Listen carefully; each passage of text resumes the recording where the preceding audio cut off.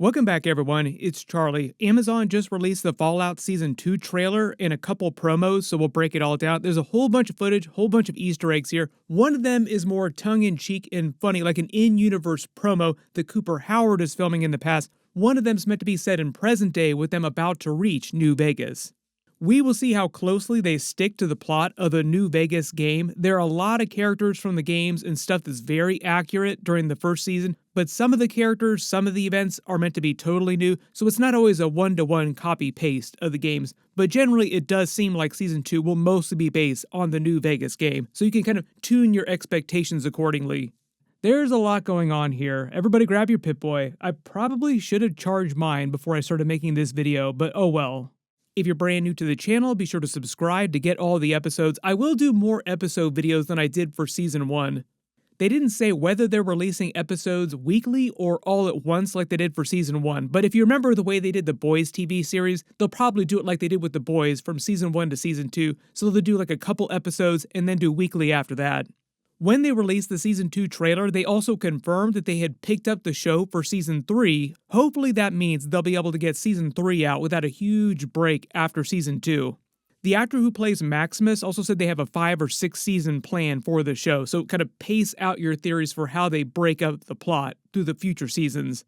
Starting at the beginning of the trailer, it starts with Lucy and the Ghoul, the older version of Cooper Howard, the person they showed all the promos, arriving on the outskirts of New Vegas, chasing after Lucy's father Hank, who had revealed himself as one of the secret villains of the series, a true company man through and through, turned on all of them, took all the company secrets that he had with him, and left for New Vegas. Most likely because it was another safe point for company employees like him, and he knew that it contained resources that he would need to survive given what had just happened.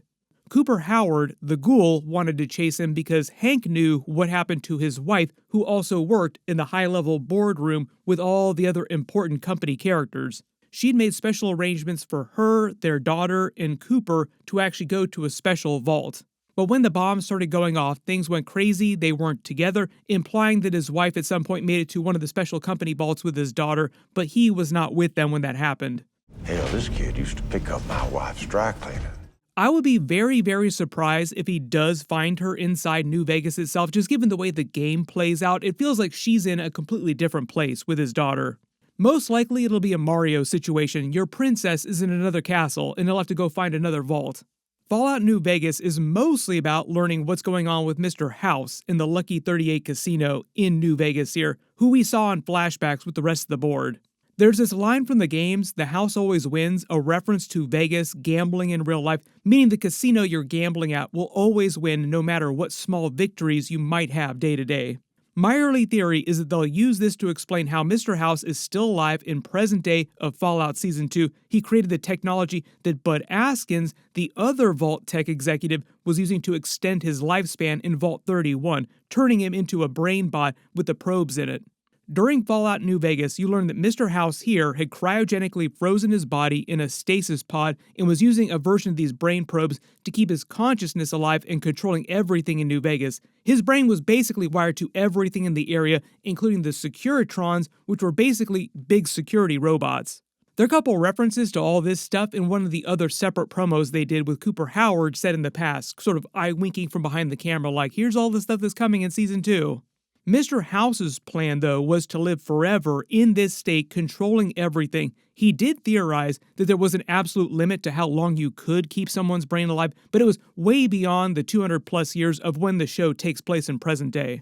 He's kind of a parody of Howard Hughes in that during the apocalypse post-war, he's turned into a Howard Hughes recluse in his current state. In real life, during Howard Hughes' final years, he lived at the top of a casino in Las Vegas. I think they'll at least cover his portion of what happens during Fallout New Vegas, but they'll just add in other payoffs for Cooper's wife and child, even if he doesn't find them till a future season.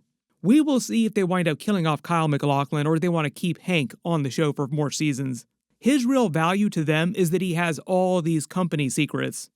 The other footage they released, a completely separate promo, but it's set in the past with Cooper Howard filming in-universe promos and commercials for Vault Tech, but they play it because it's Amazon's upfronts for advertisers in real life. They're trying to hawk their wares, their upcoming shows for the next season. Hey, buy advertising spots on our stuff. So they're just using products from the Fallout universe for that. Amy Acker is playing his agent who jokes that Vault-Tec basically owns the world. She also jokes about the end of the world. This is them acknowledging the long-running fan theories about who actually set the bombs off in the first place, starting the Great War. Was it Vault-Tec who were behind it themselves or some other power? There have been theories that it was China. I've never seen any definitive answer to the question, and I'm just assuming, like a lot of the games, they'll continue punting that question off into the future, like leave it for a future game or leave it for a future season. But because it's such a big reveal, when it comes to stuff like this, like real big canon stuff, the idea is that the TV show is meant to be its own thing. So even if the TV show does answer this question definitively eventually, like you actually see somebody on the show being responsible, like actually setting the first bombs off, it won't necessarily change the canon of the games. Like the game canon will still be its own thing. They request for the Nuka-Cola partnership promo. This is a reference to ad upfronts in real life, like Amazon trying to get brands like Coca-Cola, Pepsi, other products in real life advertisers to buy time on their shows so that they can earn money on their shows in addition to the subscriptions that people pay for Amazon Prime. Fun fact too, there are a lot of people around the world that have Amazon Prime memberships and don't know that that gives them free access to all of Amazon Prime's TV shows.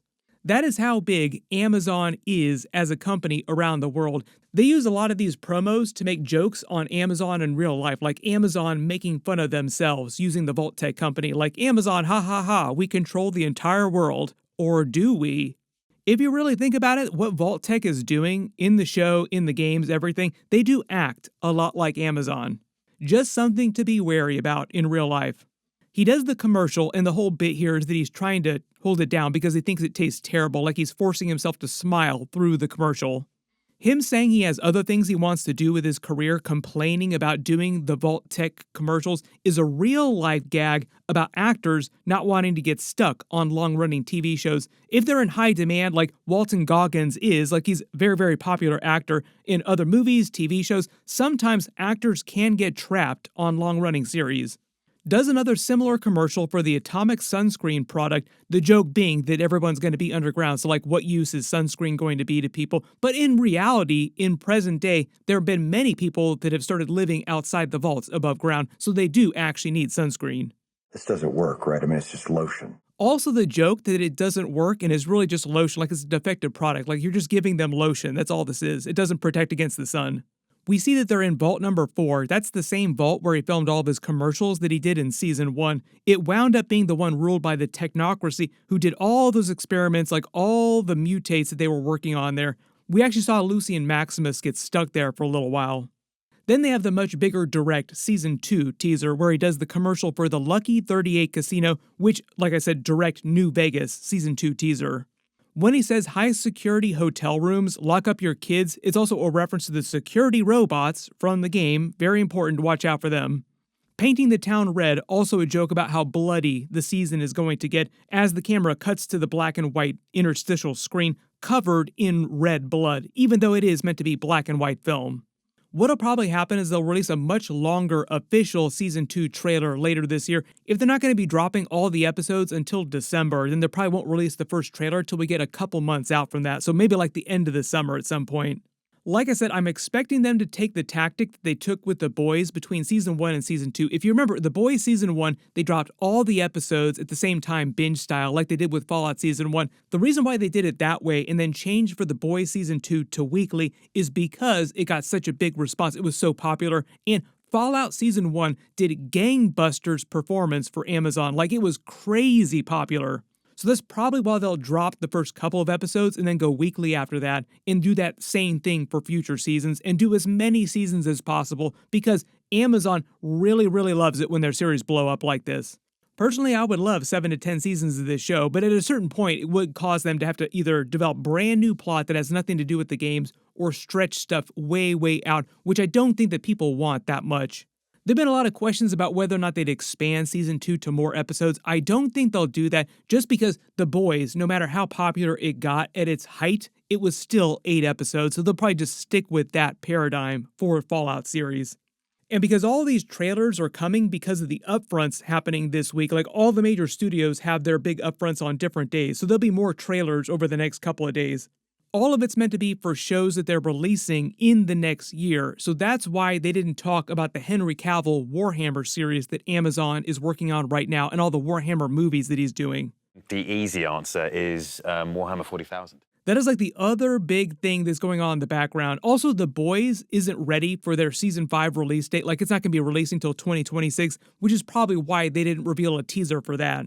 Also, it's going to be the final season of The Boys' main show, but they are still doing the Gen B TV show, and they're still doing the prequel series with Jensen Ackles' Soldier Boy in Stormfront set during the 1950s. It's going to be called Vought Rising, and it'll be set during a time when she was going by the Liberty name before she started calling herself Stormfront. His character actually told all kinds of jokes about Stormfront being a super freak in bed, like they together started the hero-gasm back in the day. Maybe we will actually see them do that during this spin-off TV show. When it comes to Henry Cavill's Warhammer TV series and movies, most of the reveals, the information, actually comes from him, which is actually a pretty cool thing to do. Like, he's really good about keeping people up on it. Usually it's about every 6 months when he reveals something new. Towards the end of last year, he actually came out and just confirmed that they'd actually picked up the series and they were actually doing the real work that needed to be done to actually move forward. There were a lot of questions because they announced it, then like a couple of years went by with nothing but crickets, so people are like, is this still happening? And he was just saying, yes, it is still happening, like it's actually moving forward now.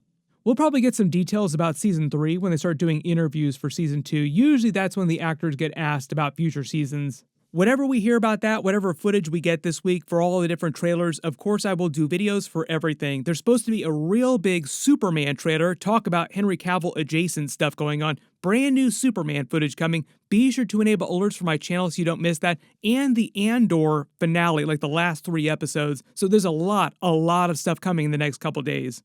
Everybody click here for my new Spider-Man Noir trailer video, and click here for that brand new Superman trailer. I'll update the link as soon as I post that. Thank you so much for watching, and I'll see you guys in the next video.